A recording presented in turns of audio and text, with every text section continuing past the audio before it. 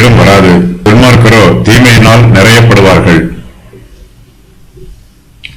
கர்த்தர் நீதிமானின் நன்மையை விசாரிக்கிறார், அவனை பாதுகாத்து பராமரிக்கிறார். நீதிமானுக்கு ஒரு கேடும் வராது. அவனுக்கு ஆபத்து வரும்போது கர்த்தரே அவனுக்கு கேடகமாகவும் அரணாகவும் பாதுகாப்பாகவும் இருக்கிறார். நீதிமானை தீங்கு அணுகுவதில்லை. நீதிமானுக்கு தீங்குகளும் நாச மோசங்களும் வருவதற்கு கர்த்தர் அனுமதி கொடுக்க மாட்டார்.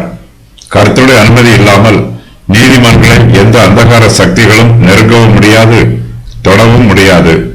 நீதிமான்களிடத்தில் தேவனுடைய கிருபையின் வல்லமை நிரம்பி இருக்கும்.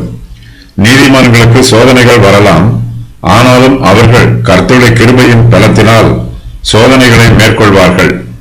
கர்த்தருடைய கிருபையினாலும் பலத்தினாலும் சோதனைகளில் ஜெயம் பெறுவார்கள். உன்னதமானவரின் மறைவில் இருக்கிறவன் சர்வ வல்லவருடைய நிழலில் தங்குவான். எனக்கு அடைக்கலமாய் இருக்கிற உன்னதமான கர்த்தரை உனக்கு தாபரமாக்கி கொண்டாய். ஆகையினால் பொல்லாப்பு உனக்கு நேரிடாது, வாதை உன் கூடாரத்தை அணுகாது என்று தாவீது பாடுகிறார். துன்மார்க்கர் தீமையினால் நிறையப்படுவார்கள். இவர்கள் மனுஷருக்கு தீங்கு நினைக்கிறார்கள், தீங்கு செய்கிறார்கள். தேவனுடைய பிரமாணத்திற்கு கீழ்ப்படியாமல் அவருக்கு விரோதமாக கலகம் பண்ணுகிறார்கள்.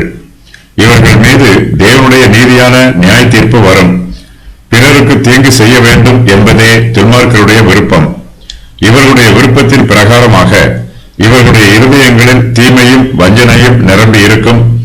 நீதிமானுக்கு ஒரு கேடும் வராது, துன்மார்க்கனுக்கு ஒரு ஆசீர்வாதமும் வராது.